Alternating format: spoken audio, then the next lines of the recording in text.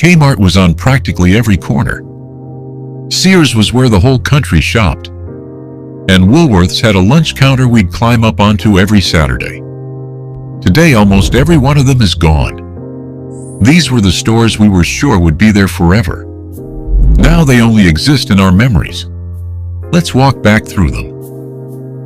Kmart. You knew what was coming the second you heard it. Attention Kmart shoppers. Somewhere in the store, a blue light started spinning, and the whole place moved toward it. A store manager came up with the blue light special back in 1965 to move slow merchandise. And it turned into a national event. At its peak, Kmart ran more than 2,000 stores across the country and was the biggest discount chain in America. And we can all still picture that little cafeteria up front and the popcorn smell that hit you the second the doors opened.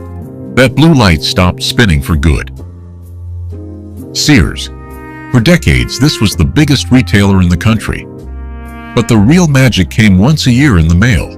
The Sears Wish Book landed every fall, and we'd spend hours on the floor with it, holding down corners and circling everything we wanted.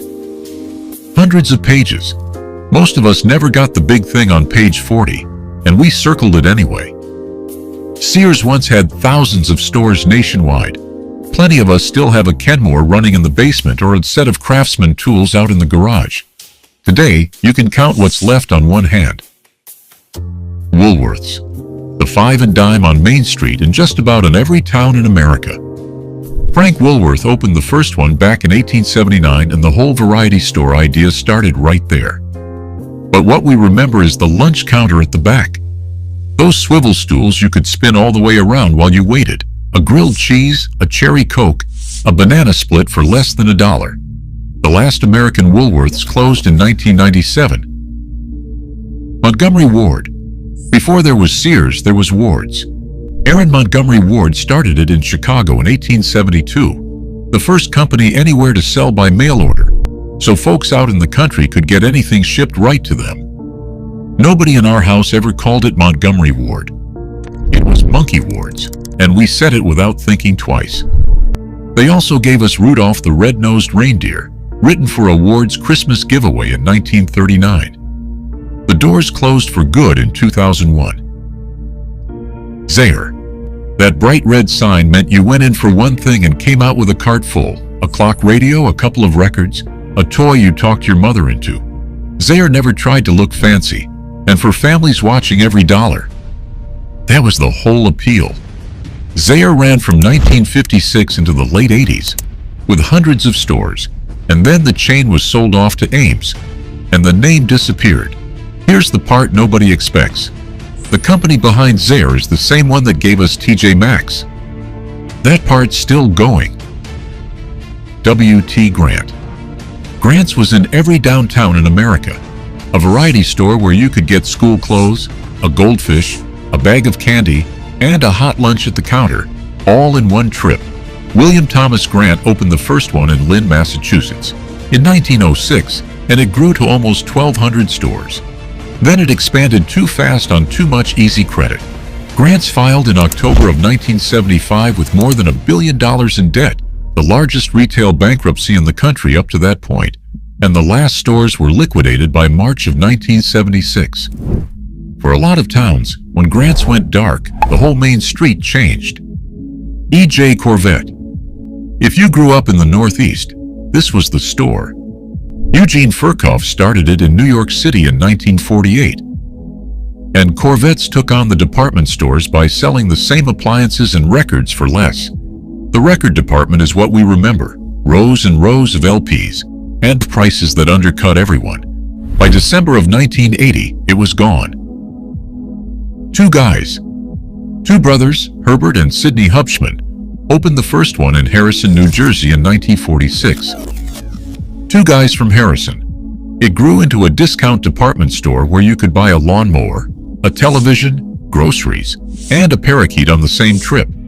The stores were enormous for their day, and on a Saturday that parking lot was the busiest place in town. The last of them were liquidated in February of 1982. Gimbels. Does Macy's tell Gimbels? That line was in everybody's mouth. because the rivalry was real and it ran for decades. Adam Gimbel opened the first store in Vincennes, Indiana. Back in 1842, Gimbel started the Philadelphia Thanksgiving Day Parade in 1920, older than Macy's, and by 1930, it was the largest department store chain in the world. It peaked at 53 stores in 1965. The last 35 closed in 1987. Woolco. Woolworths launched this one in 1962, a full-size discount store instead of a five and dime, everything under one roof. For a while it worked. Then Kmart and Walmart squeezed it from both sides. In September of 1982, the company announced it was closing every American Woolco, and by January of 1983, all 336 of them were shut. Ben Franklin. The other five and dime, and the one in the smaller towns. Wooden floors, bins of penny candy, a whole wall of sewing notions and craft supplies. Here's the piece of history most people don't know. A young man named Sam Walton ran a Ben Franklin franchise in Arkansas before he ever opened a store with his own name on it.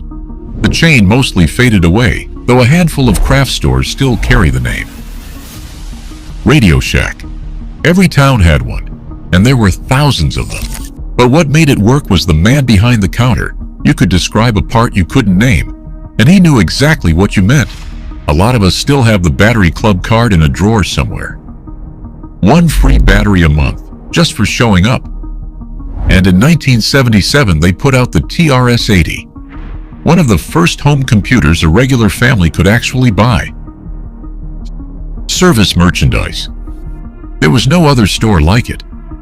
You walked through a showroom of display models, wrote the item numbers on a little paper form with a golf pencil, and handed it to a clerk. Then you stood and waited while your things came rolling out of the back on a conveyor belt. For a kid, that conveyor belt was pure magic. It grew into one of the biggest catalog showroom chains in the country, and by 2002, everyone had closed. Toys R Us. The closest thing to heaven a kid could imagine. We knew the aisles by heart and could tell you exactly which shelf held the thing we'd been asking for since summer. Charles Lazarus opened the first one in 1957, and before long, Geoffrey the Giraffe was on every television set in America. And then there was that song, I Don't Want to Grow Up. Walking through those doors was the best day of the year. A&P. Do you remember the smell? Every store had a big red coffee grinder near the front, and the second somebody poured in a bag of 8 o'clock beans, the whole place filled up with it. The Great Atlantic and Pacific Tea Company went all the way back to 1859. By 1930, it had 15,000 stores, more locations than Walmart has today. And from 1915 all the way to 1975, it was the biggest grocery retailer in America.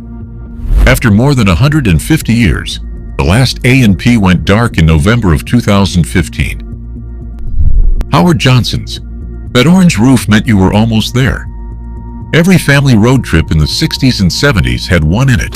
28 flavors of ice cream, fried clams, the lunch counter with the turquoise stools.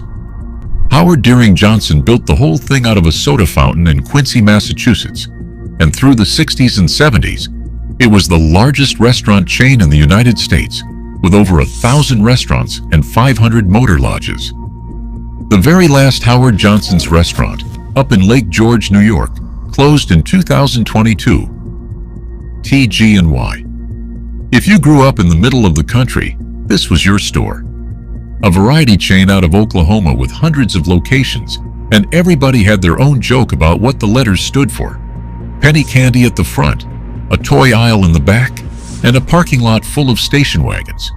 The name disappeared by the mid-80s. Sam Goody. Before there was anything else, there was the record store. And Sam Goody was the one, flipping through the bins with your fingers, pulling out an album to look at the back, saving up for weeks for one LP. Then came tapes, then compact discs, then downloads.